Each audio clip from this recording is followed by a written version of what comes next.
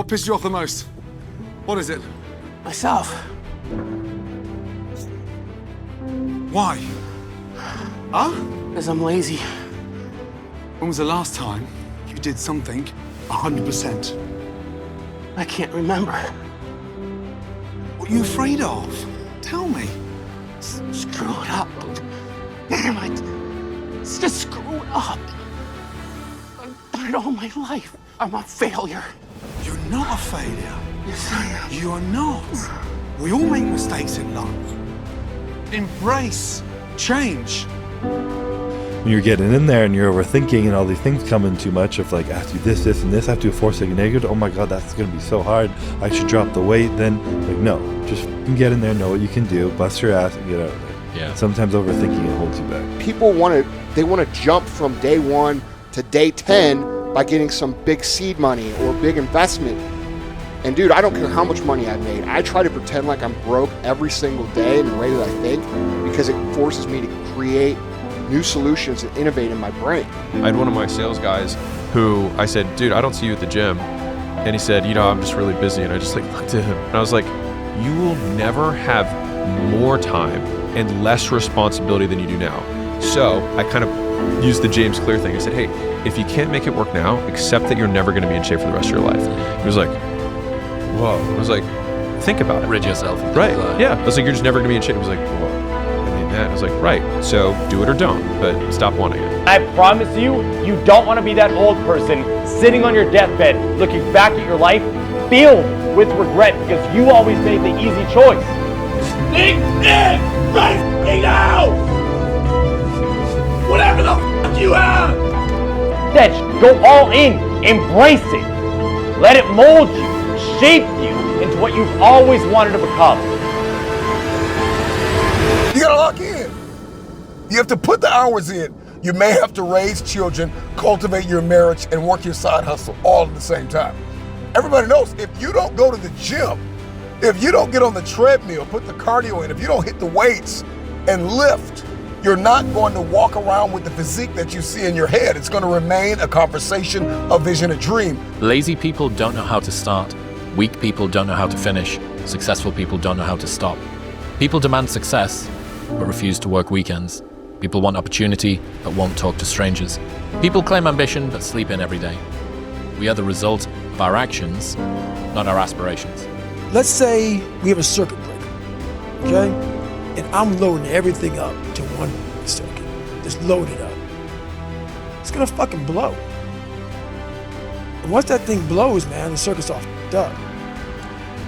You gotta have each thing plugged into the right spot, like a fucking crowded garage. You can't put anything in it.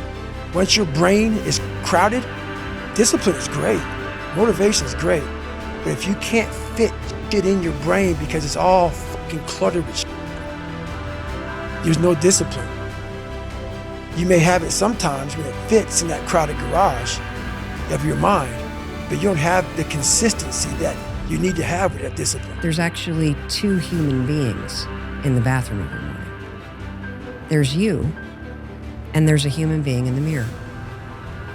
And that human being is trying, and they've been there a long time, and they've been waiting for you to wake up and to see them. They're tired of your constant negativity.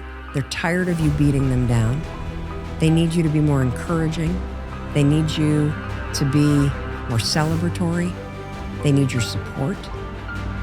And when you finally wake up and create a moment with yourself every single morning where you look yourself in the eye and you see yourself and you forgive yourself and you honor yourself and you say, I believe, with this gesture in you.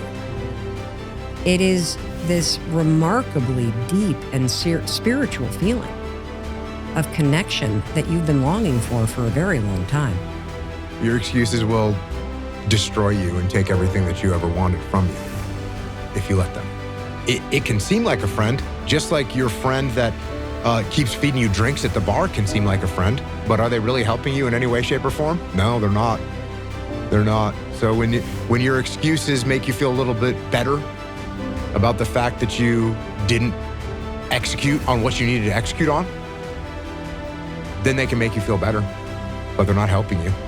They're not helping you at all. 400 trillion to 1.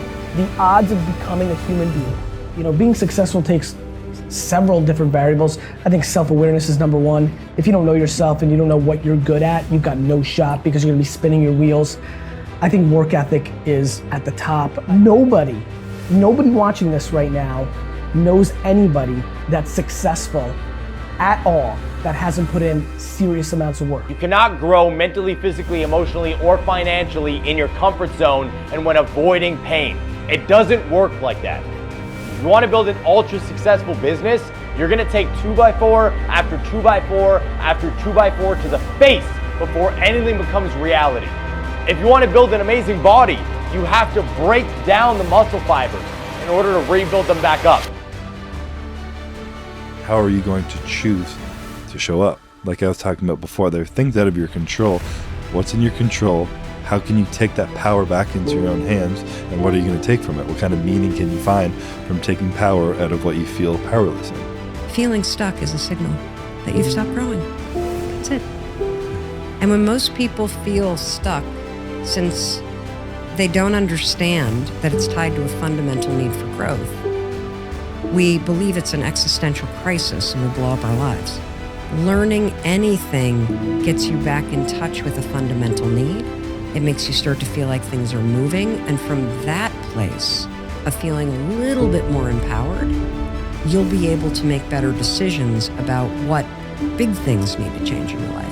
You get to live life one time. And this is the time right now to understand what's actually happening and actually map your behavior to something that will impact you for the next 80 years. Pay the attention to who's giving you the advice. Who's giving the advice? You should only take advice from people whose dreams for your life are bigger than yours are. You got to learn to pick yourself up on your own. A lot of times these fights and these battles, you got to be your own coach. You got to be your own motivator. I could have saved myself tons of mental agony because I could have reassured that, hey, look, this is just the way it goes. And this is just part of the deal. You signed up for this. And nobody ever tells you those things. You know what I'm saying? Like when you're getting your face beat in business, right? Like nobody comes along and says, hey, it's going to be okay. You don't feel like it's going to be okay. You feel like the world's ending. It could be a painful day emotionally. It could be a painful day relationally. It could be a painful day financially. Are you going to complain or are you going to use it to your advantage? It doesn't matter if you go the hard path or the easy path, both paths will make you suffer. But at least the hard path leads to your ultimate goal. The easy path leads to you suffering in silence and then dying with regret.